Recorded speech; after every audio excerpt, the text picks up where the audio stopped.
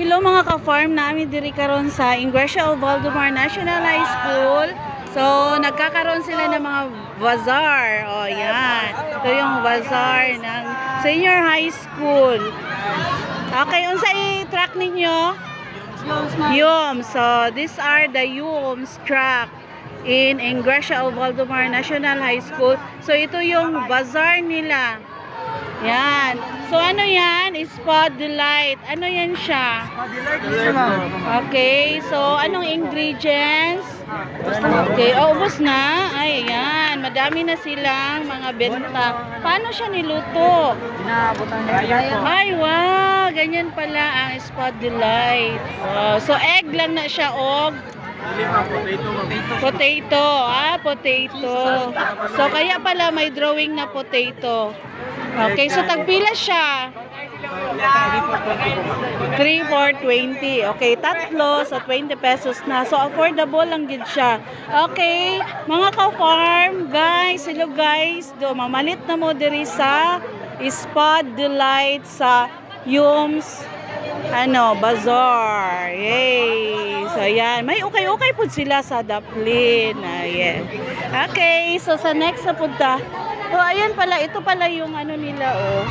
Ayan, sa Yums. Okay.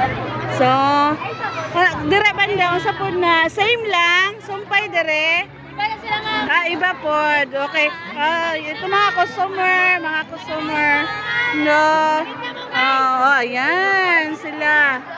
Bazaar nila. So, part ni sa lesson. Mga ka-farm. Part ni siya. Mga customer. Yan. So, padaghan na yung manighalin. So, dapat mamalit mo. So, pamaayuhay ni siya og mga yes, yan, ganyan. Mag-invite kayo ng mga customers ninyo. Char. Diba? So, part na siya sa lesson. Yes. Mga guwapa. Diba? Mao niya ang menu nila. Ayan. So, potato balls. Yan, may mga fries. Tapos, gwapo ang tindiro. Diba? Gwapo ang mga tindira. So, na kunyari, nagtinda sila. Business, diba?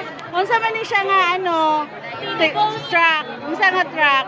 Yums din. Okay. So, diri gyapon, Yums gyapon. Okay, wow. So, iba-iba ang mga nila, business, no? Diba? Ayan. Unsa na siya?